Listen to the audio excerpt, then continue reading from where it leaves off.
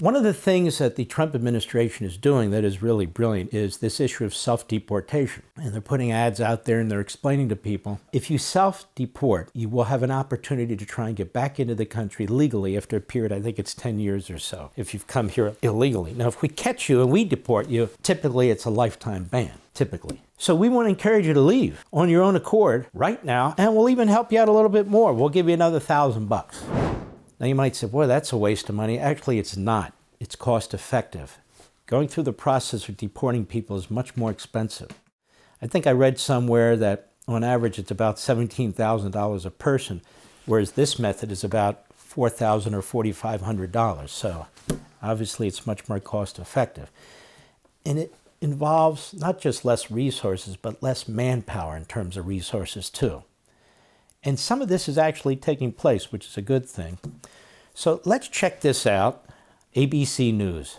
Go. The Department of Homeland Security is announcing this travel assistance program for undocumented immigrants who self-deport. What are you hearing about that and how that'll work? Yeah, it's really interesting. You know, before President Trump came in, you'd use an app called CBP One to apply for asylum in the United States. Now there's going to be an app called CBP Home where you can use that app to self-deport. What we're hearing from the Department of Homeland Security is better than getting arrested. It's more cost-effective for the United States government if people self-deport. So they are giving people the option to do this, saying if you do this, you won't be arrested, and we'll give you a $1,000 stipend to go home. I think it says two things. One, the president and his administration are creative in trying to get people who are here illegally out of the country. But I also think it speaks to the challenges of deporting these people. President Trump came into office promising 1 million deportations in a year. Gee, we're nowhere near it. I wonder why. Is it Trump's fault? By the way, I like the no tie. I started that about, what, 8 years ago? On Fox? No, just saying. Now it's cool. See, I'm cool. I'm a fashion plate. All right, go ahead. We are nowhere near that number, and we're not going to get near that number. And therefore, they're clearly trying all avenues possible to get these deportation numbers up. Any path to legal entry into the United States for those who do this? No, I mean, at the moment, no. It seems like effectively all asylum applications. I don't think he understood the question. If he did, he just messed up.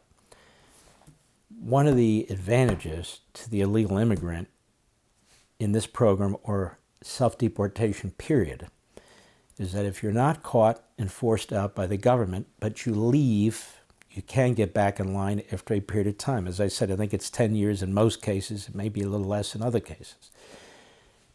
But if you're caught and you're deported, there are, in most cases, lifetime bans or long extended bans for a period of time. And so that's one of the things the administration has also been trying to explain. I know the Secretary of DHS has said it on air herself. I've been well aware of this. As Chief of Staff to the Attorney General, INS, which is the old organization, used to be within Justice. DHS didn't exist.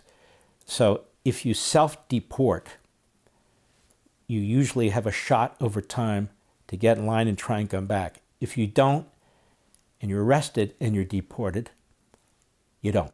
Go ahead. The asylum process to get into the United States has been completely shut down, and I don't expect that to change.